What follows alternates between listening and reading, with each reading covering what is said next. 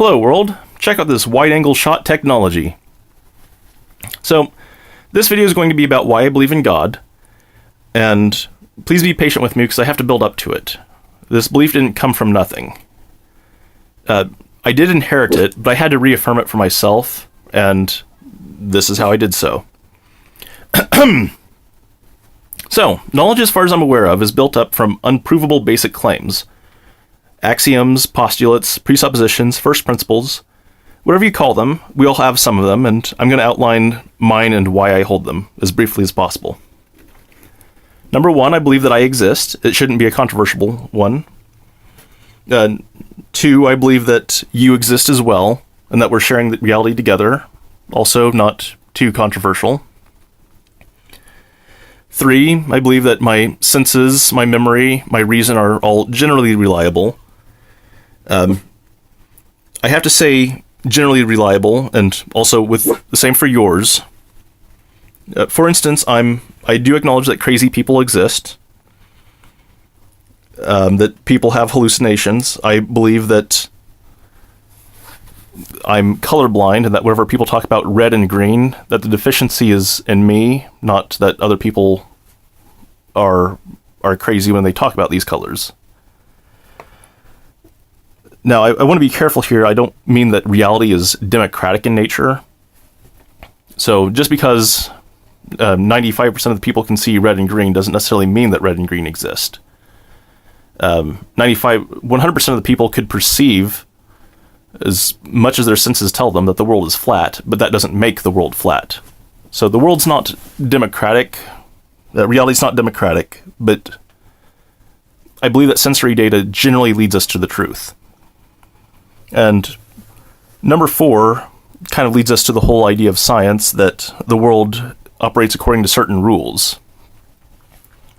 The theory of gravity is an exercise in pattern recognition, for instance.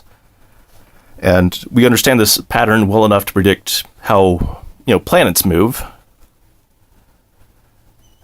There's the saying that past results do not guarantee future performance. With some advertisements, that's true here. I think that we do have some of these patterns pretty well nailed down, but there is a problem with pattern recognition that people sometimes recognize patterns that don't actually exist. That's a separate video for a separate time. I also believe that contradictions do not actually exist. A thing cannot be both true and false at the same time. And at some point or another, if you look at the premises or the reasoning behind it or the conclusion, something will happen to make those contradictions disappear. It could be that one of your premises was wrong. It could be that your reasoning was wrong. So, for instance, there's the paradox of this sentence is a lie. Well, it contains the exact same amount of information as this sentence is true, which could be true or false as you like it. So there's not enough information to resolve it. I think the official mathematical resolution to it is you can't have self-referential claims. But in any case, there is a conclusion to that paradox. Time travel is another example where they usually declare time travel to ultimately be impossible. So with Back to the Future, for instance, you go to a different timeline. Not necessarily your own past, but a past that resembles it. Paradoxes are fun to talk about, but enough of them for now. So, now we're getting into the really controversial stuff of believing that free will exists. I believe that it does for a few reasons. One, I sense that free will exists, that I sense that I'm responsible for my own actions. Now, sensory data could be flawed, but I can't deny that I do sense it. Two, if free will does not exist, and I believe in free will anyways, then, hey, I was fated to believe in free will. So, no matter what, I can't lose if I believe in it. Now, here's where things get interesting. The introduction of free will into a world of natural rules, that leads to a contradiction.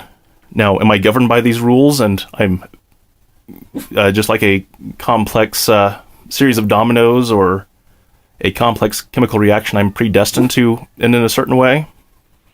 Or do I have free will to choose how I act on my own? This contradiction, either free will has to go, or a world of rules has to go. Or we could expand the rules to include the supernatural, or higher order rules. I've listened to some Sam Harris types who prefer to relegate consciousness and free will to be sub-natural phenomena, that they're essentially illusions generated by the natural world. I go the opposite direction, and I say that they are supernatural. And I don't mean that the natural world is necessarily an illusion, but it is below the natural, but the natural world is below the supernatural. So, I believe in the supernatural. Now, whatever part of me that's supernatural did not come from the natural world. The spirit would create the spirit, the flesh will create the flesh. I did not create myself. My parents made me, but something made them. And if you follow that chain long enough, then you get to the very first supernatural entity, for lack of a better name, I'm going to call God. The first supernatural entity seems comfortable enough creating both life and natural orders that it seems to be an appropriate name.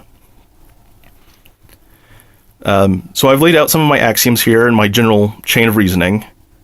You could object to placing free will above natural law, but you can't actually prove that it's below it either. So, given all this, I do believe that a God exists. Now, what sort of God? That's for another video. Thanks for bearing with me, and cheers, y'all.